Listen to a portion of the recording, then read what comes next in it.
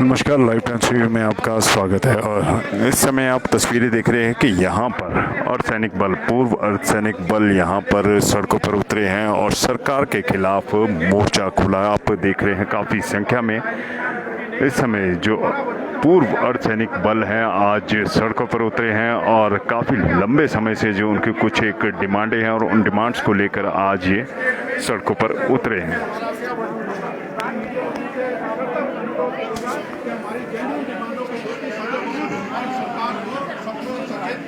लेकिन नहीं तो आने वाला समय जो है वो भारी पड़ सकता है। सोए हुए शेर जाग गए हैं और जाग कर वो अपना जवाब, ईद का जवाब पत्थर से देंगे।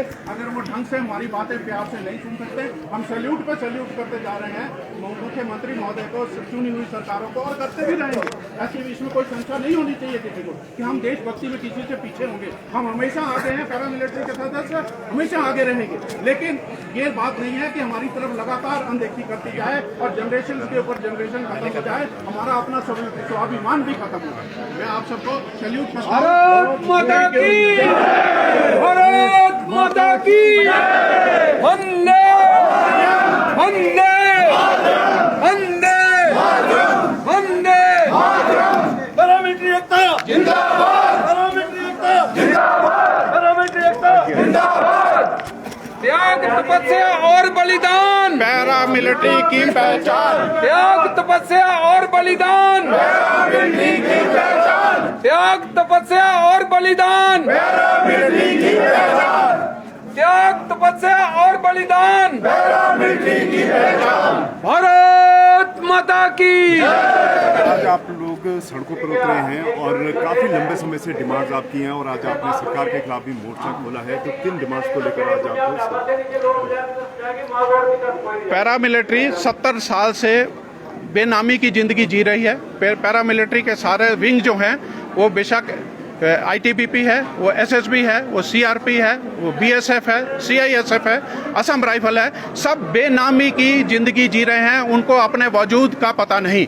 हमारी सबसे बड़ी लड़ाई है कि हमको अपना वजूद दिया जाए और अपने देश में हमको इज्जत दी जाए।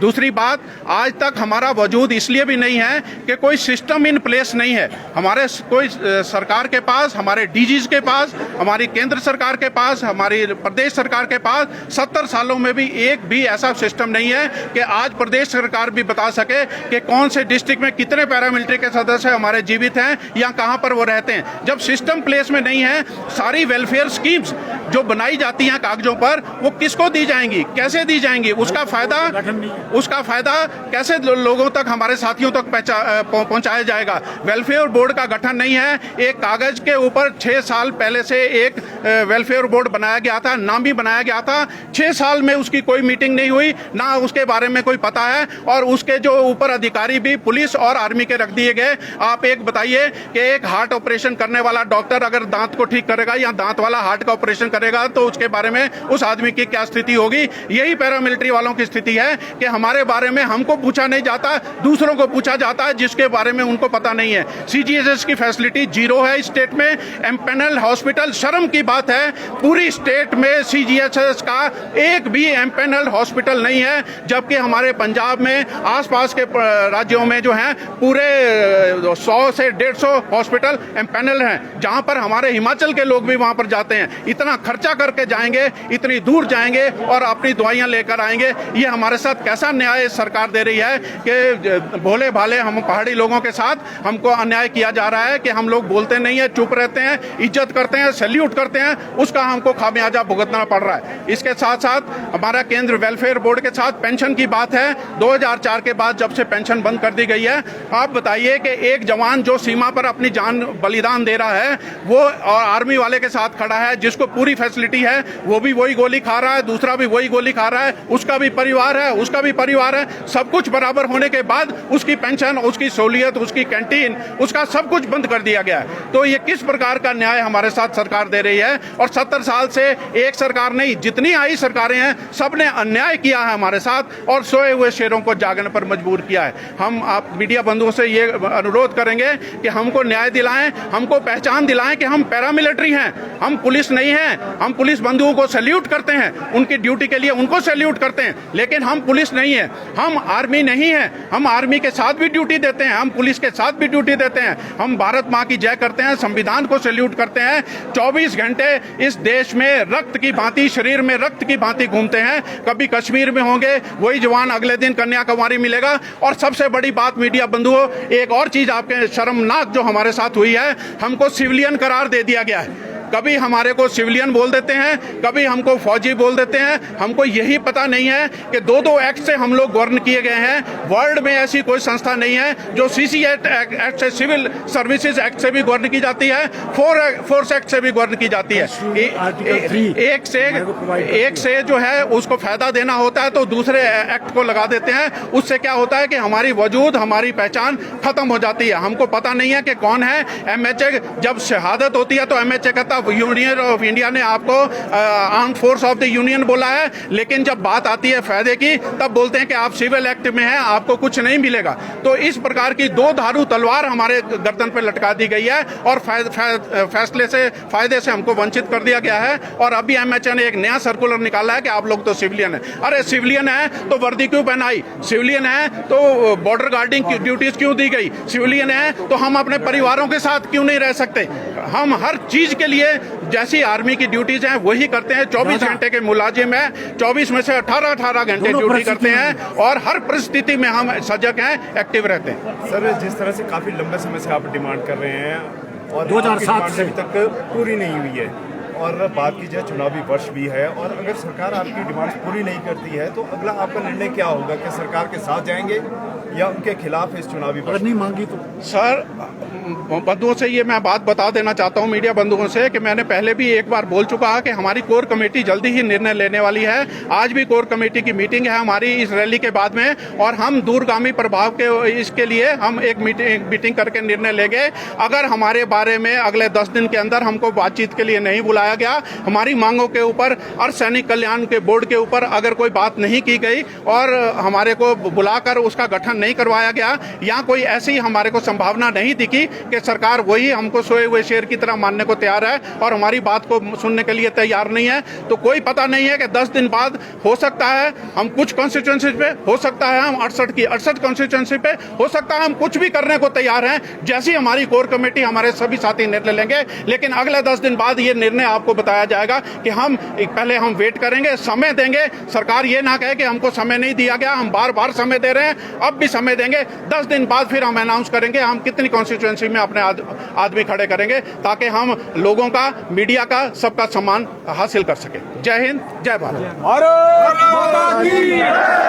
साफ तौर पे आपने सुन लिया, सरकार के खिलाफ यहाँ पे मोर्चा खोल दिया है। जिस तरह से बात की जाए वेलफेयर बोर्ड के गठन की मांग, CGH की मांग, और वहीं पर इन्हें सिविलियन करार दे दिया है, तो इसके विरोध में आज ये सड़कों पर उतरे हैं। और उन्होंने साफ तौर पे कह दिया कि सरकार को 10 दिन का समय दिया, अगर 10 दिन के भीतर अगर सरकार इनके पक्ष में निर्णय नहीं लेती है तो ये आने वाले चुनाव में अपने जो प्रतिनिधि हैं उन्हें चुनावी मैदान में उतारेंगे।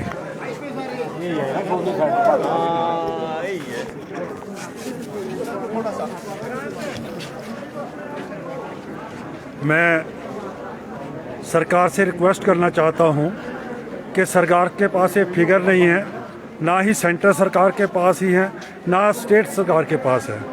हमारी जो कैजुअलिटी है, पूरा इंडिया का चारों तरफ का बॉर्डर पैरामिलिट्री फोर्स वहाँ पे सिक्योरिटी ड्यूटी कर रही है, बॉर्डर पे ड्यूटी कर रही है। हमारी कैजुअलिटी जो है वो ये फिगर निकाले सरकार, आर्मी से बहुत ज़्यादा है। और इसका 6th पे कमीशन में BSF के DG ने गवर्नमेंट को लिखा था कि मेरे को जो स्केल मिल रहा है कम मिल रहा है, हमारी जो कैजुअलिटी है आर्मी से ज़्यादा है, और हमारी कैजुअलिटी आर्मी से ज़्यादा है और हमारे को बेनिफिट आर्मी का नहीं दिया गया है। तो मैं चीफ मिनिस्टर साहब से, उसके साथ साथ प्रधानमंत्री साहब से रिक्वेस्ट करता हूं कि हमारी कैजुअलिटी के फिगर निकाले पैरामिलिट्री फोर्स के, आर्मी से कितने ज़्यादा है, उस चीज़ को देखते हुए हमारे को जो आर्मी को दिया है वही फैसिलिटी हमारे को देने की कृपा करें। और जो आप सवाल कर रहे थे मीडिया बंधु, हम इस इलेक्शन में 10 दिन के अंदर अगर हमारों को इनका जवाब, हमारी फैसिलिटी इन्होंने ना मानी, हमारी बातें नहीं मानी, हमारे से बैठ के टेबल पे बात नहीं की, जिस तरह के इन्होंने चैलेंज किया कि आप इलेक्शन लड़ो, इस इलेक्शन के अंदर हमारी हिमाचल की जो मौजूदा सरकार बीजेपी है, इनको इस इलेक्शन के अंदर खामियाजा इसका भुगतना पड़ेगा अगर इन्होंने हमारा जो बातें ना मानी। हम हक मांग रहे हैं अपना। कैंटीन की बात आपको कही है, वो हमारे को फैसिलिटी नहीं है, ठीक, एक्स सर्विसमैन की नहीं है। क्यों नहीं है? हमारे हक हमारे को दिए जाए, नहीं तो इस इलेक्शन के अंदर हिमाचल सरकार को खामियाजा इसका भुगतना पड़ेगा। जय। और देख लिया है कि साफ तौर पे कह दिया है कि सरकार को इसका खामियाजा भुगतना पड़ेगा अगर इनकी मांगे नहीं मानेंगे। इन्होंने साफ तौर पे ऐलान कर दिया है माता की कि ये जो चुनाव है, अगर इससे पहले 10 दिन के भीतर अगर इनकी डिमांड्स है, जिस तरह से वेलफेयर बोर्ड की मांग है, गठन की कोई बैठक नहीं हुई है, और वहीं पर बात कीजिए CGS की जो मांग है, और वहीं पर इन्हें जो सिविलियन करार घोषित किया गया है, और उसके साथ ही बात की जाए इन्होंने जिस तरह से जो पेंशन बहाली की मांग भी यहाँ पर उठाई है, तो अर्धसैनिक बल आज इन डिमांड्स को लेकर सड़कों पर उतरे हैं और साफ तौर पे कह दिया कि अगर सरकार 10 दिन के भीतर इनकी मांग नहीं मानती